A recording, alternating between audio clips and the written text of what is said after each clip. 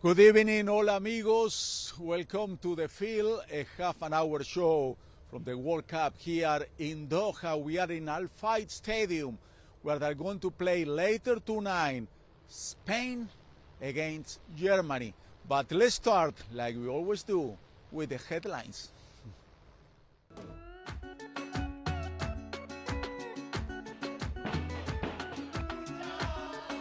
Messi's in the house. Argentina continue dreaming of winning their third World Cup after beating Mexico 2-0. See you on the other side. France became the first country to qualify to the round of 16 in Qatar 2022.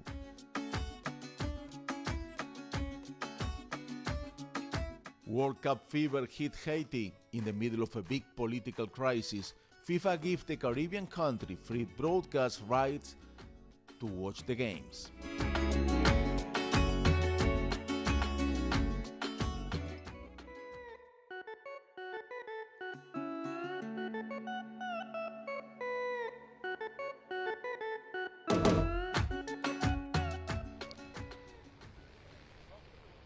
It's amazing, but already 1 week has passed since the beginning of the World Cup. The inauguration game, it was behind me in the same stadium that we are here tonight, Ecuador against Qatar. But today was a fantastic day for South America and for Africa. Costa Rica started the day beating Japan and have a chance to go to the next round. And for Africa, Marruecos beat Belgium and also has a chance to go to the second round. They have to play one more match. But last night, the big story was Argentina beating Mexico. People were celebrating, Argentine people, of course. Mexican, they were very sad until very early this morning. Look at how they started. Early today, the Argentine fans.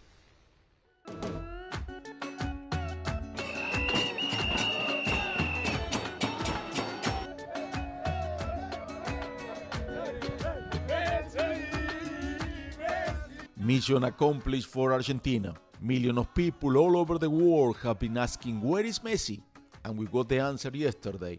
After enduring a tough opening loss against Saudi Arabia, Argentina made their comeback, beating Mexico 2-0. Muy complicado para levantarnos porque México te juega bien, tiene un gran técnico, te maneja la pelota. El primer tiempo lo jugamos como lo teníamos que jugar, con mucha intensidad.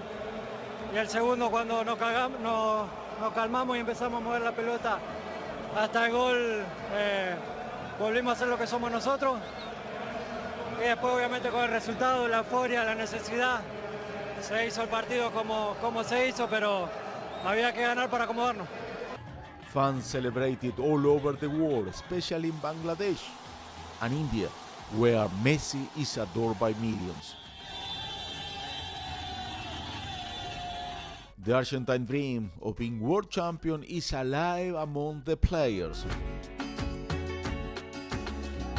The low point of the night were the fights between Argentine and Mexican fans in the stadium.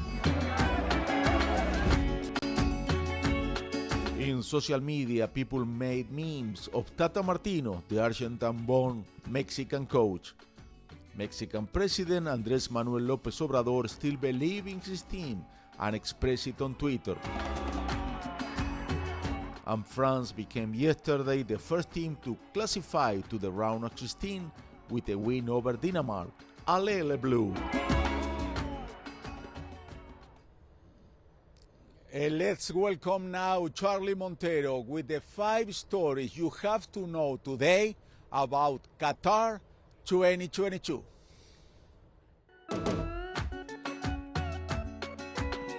The game between Mexico and Argentina broke an attendance record at Qatar 2022.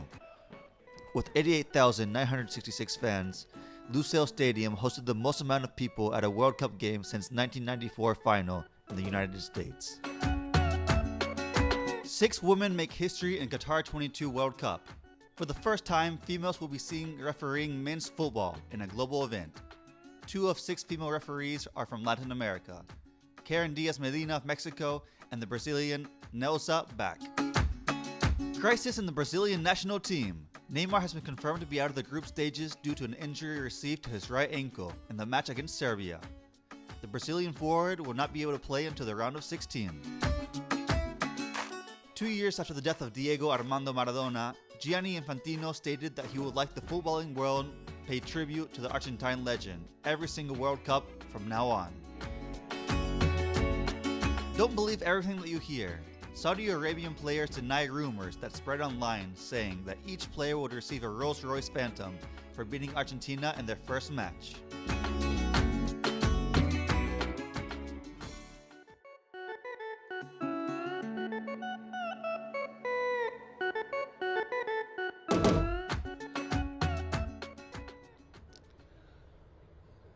Thank you, Charlie. Now let's try to see how much you know about soccer. We have a trivia every night, and today the trivia has to do with Morocco, who have a wonderful game this morning, who won 2-0 to Belgium and is first in his group so far with Croatia. The question of the day is, in which FIFA World Cup did Morocco top its group? There are three options: 1994, 1986, 2014. Before the end of today's show, we are going to give you the answer. And remember, you can follow us on Twitter at From the Field, and you can follow my Twitter account, C. Montero Official. I remember you, I tweet in Spanish, and also I tweet in English. Now let's do a short break, and we'll be right back with much more information from here, Doha, Qatar.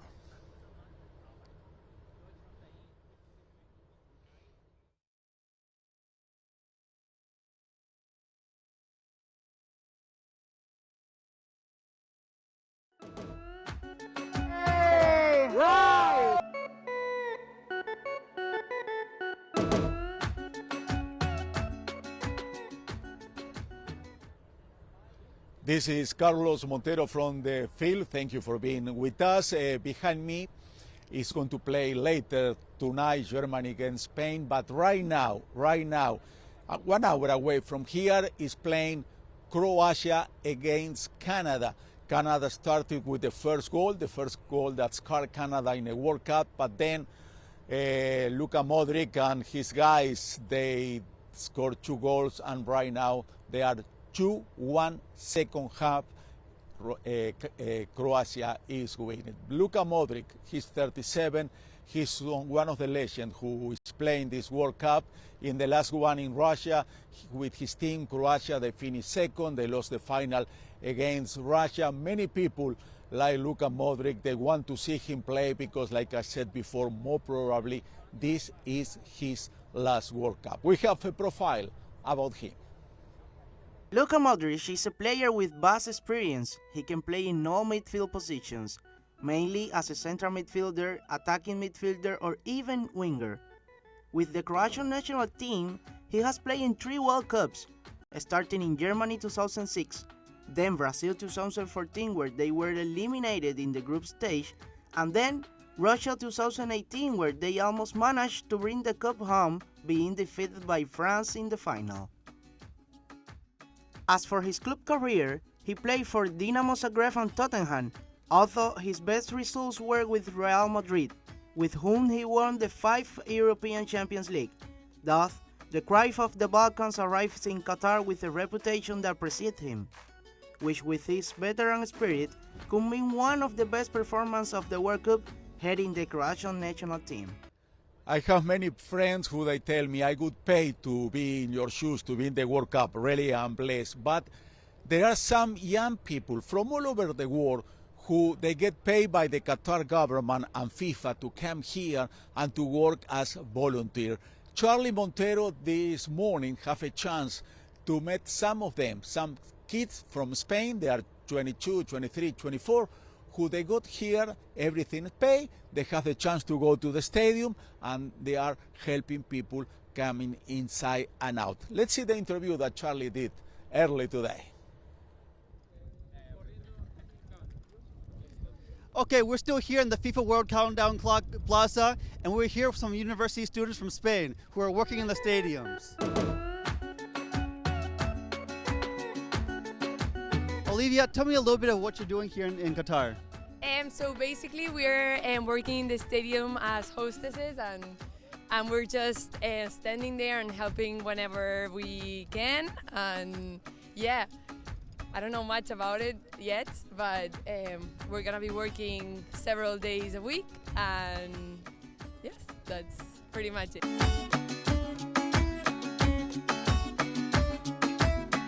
How many matches will you be going to? Will you be going to all the group phase, or which games will you be at? So they're assigned us several stadiums. So I'm working, for example, in Khalifa Stadium and Lusail, right? And we work for that stadium, and then probably like 11 games for now. Yeah. And will you guys be able to watch any games, or will you only be working? We're not allowed to watch any games. No games at all? No. Maybe we will try. We would like to watch some games. Which game would you like to see? Well, first of all, Spain, but then we support also Leo Messi from Argentina. And how far do you think Spain will go in the World Cup? I don't know. What do you think? But we hope final. Yeah. We hope. We hope final. If it goes to final, we don't work.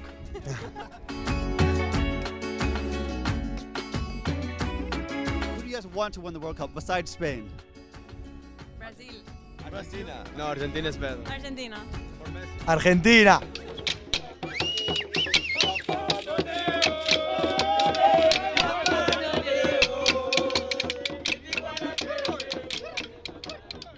A dream come true for all those kids. Quickly, I want to say thank you and give my love to Antigua Barbuda Broadcasting Service and Channel 5 in Belize, Choice Media Network in Dominica, and also they are carrying our signal in Zimbabwe. They are watching from the field right now. Let's do a short break. You know you can follow us on social media, Twitter @The Field. We have much more information, and a lot of people are following us. Thank you very much. We'll be right back here at the field. Yeah, because see, Qatar is a very welcoming country. I'm from India. I came for this. I come here to watch World Cup. It's very nice. The Qatar is very supportive to everybody, like especially from every countries, and that is very especially the way they approach the World Cup is fantastic, and how they prepare the World Cup is also super.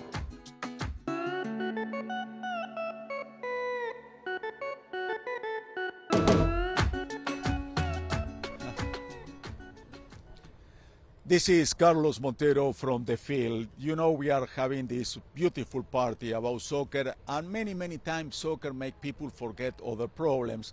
Now, Ukrainian war is in a second, it's not the main story, it's a second page story. The same happened with Haiti. Haiti is going through a tough, critical crisis, political crisis, but they got yesterday good news that make the president very proud and very happy. FIFA give them right to broadcast all the game of this World Cup for free. And one who was fighting for that a long time ago was Diego Armando Maradona. He was fighting for Haiti to have the right to watch the game for free. Look what Diego was saying a few years ago. In Port-au-Prince, Haitian men and women take the streets after Brazil's victory. The popular bands are known as rare and only come out on carnival days or at the patronal festivals. But this time, football provoked them to come out to celebrate the victory of two giants of this sport. It was not only after Brazil's triumph, they did it again after Argentina defeat Mexico 2-0. Haiti's oldest fans are supporting Brazil and Argentina, two of the greatest selections of the world and the history of the continent, along with Uruguay. Both fans came out to the streets amid the country's health crisis. In the Antilles, most of the fans support for Brazil and Argentina, and Haiti is an example of that.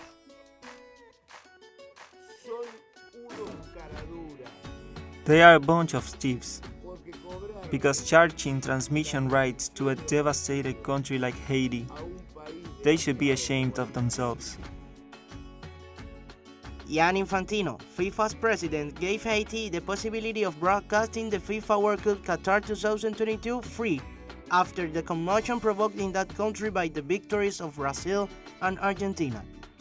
Diego Armando Maradona always asked for this, knowing of the fanatism of Haitian people for football. Even in live broadcasting during the FIFA World Cup Brazil 2014, he asked for it. One more time, football is the mobile to change things in the society. The most universal sport did it again. I don't know why, but football transforms us. Football makes us forget all our problems, and FIFA knows that, and FIFA is making a lot of money with our passion, with the sport. It took 12 years for Qatar to build the city, to build those stadiums, and they think they're going to get the money back. But I want to share with you now a story about how this passion we have for this beautiful sport of football can make a lot of people rich. The price of broadcasting rights is increasing and moving away from the audiences, even though it is estimated that Qatar will be watched by 5 billion people, more than half of the world's population. However, the paradigm shift in the way TV signals are consumed and the fragmentation of audiences already seems to be having an impact on football. For months, FIFA has been marketing television rights in more than 200 countries with the aim of selling exclusive signals and diversifying its product. Reports indicate that in Qatar 2022, FIFA guarantees at least $2.46 billion in profits just from the sale of this benefit to the different television channels. The sale does not only reach the big audiovisual channels, but also the national broadcasters are making an effort to bring the incidents closer to the people who cannot pay for an event that for many is a prize. The current trend is the scarce presence of public television stations in the broadcasting of live matches and rise of digital pay-per-subscriber platforms. In the end, it is the sale of advertising space who move the chains of this business that the final consumer will end up overpaying.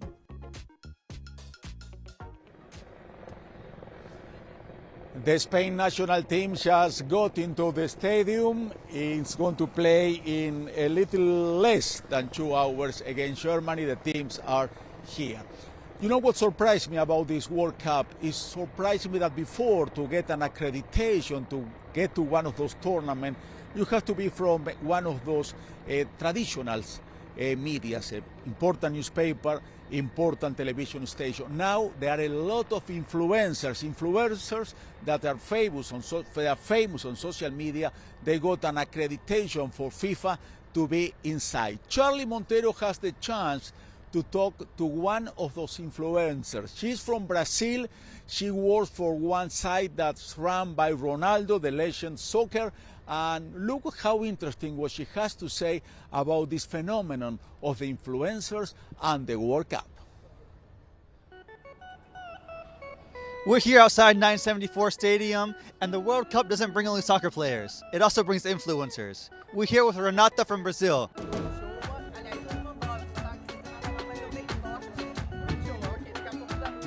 Renata, how's the World Cup treating you? Really nice, actually. For me, it's a special time because I love sport. I think it's the biggest sport event in the world. So I love it. I'm from Brazil, so in Brazil, like, football is a religion. We love football, so that's it. For me, it's really special to be here.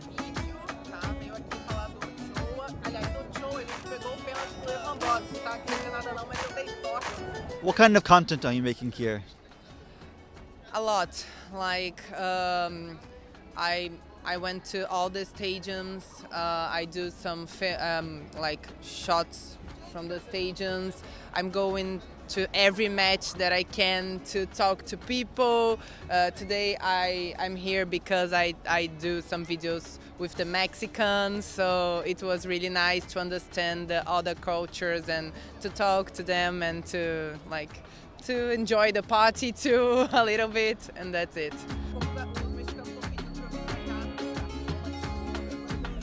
How far do you think Brazil will make it? Until the end, until the final, yeah, of course. We need the our sixth star, and I think the final it will be Brazil and France, yeah, or Brazil and Argentina, but today Argentina was like, thank God. But so I think if I can say a good final for us, Brazil and France, and we will win this World Cup. Okay, thank you very much. Renata. Thank you so much. Thank you, guys. Guys, be like Renata, send us your videos, your pictures to our Twitter page from the field. Or you can also scan the QR code here below. Back to you, Carlos.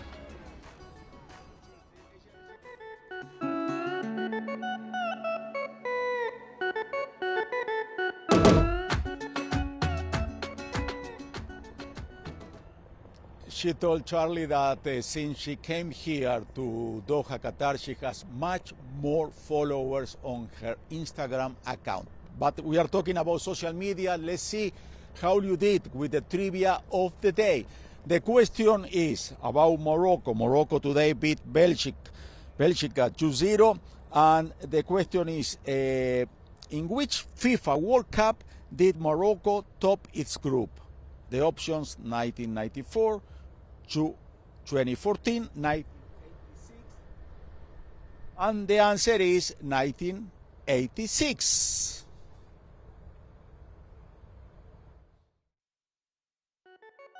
In Mexico 86 against England, Portugal and Poland, Morocco debuted winning 3-1 to Portugal and drawing the next two games against England and Poland without goals.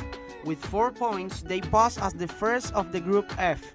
They were eliminated in round of 16 by West Germany 1-0.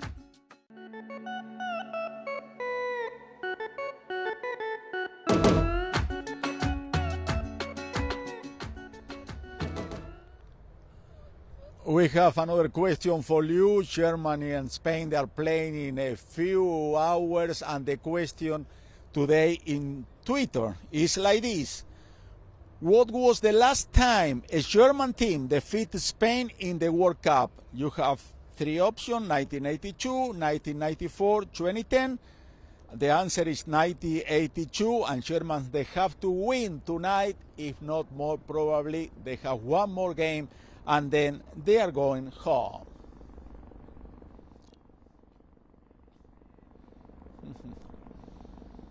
And tomorrow is going to be another great day of football. Neymar, Suarez are going to be some of the stars who are going to be playing. Let's see what are the teams that are playing tomorrow. In the Group G, the two winners of the first round will face each other. Switzerland beat 1-0 to Cameroon and Brazil did the same with Serbia, but 2-0.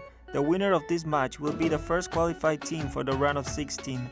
The other game of the group will be between Serbia and Cameroon. The losers of the first round will try to keep the hope to advance to the next stage. In the Group H, Portugal and Uruguay will be the protagonists of the match of the day. Portugal won its first game 3-2 to Ghana and Uruguay drew 0-0 with South Korea. The South American team has to win to keep the hope to advance to the next round. Meanwhile, the draw will be a good result for the 2016 European champions. The last time these teams faced each other was in the 2018 FIFA World Cup in Russia. During the round of 16, there Uruguay won 2-1 with a brace from Edison Cavani. This match could be a revenge for the Portuguese. Remember, we are going to update on our Twitter account from the field. Everything about the game is going to happen in an hour and a half. Germany against Spain.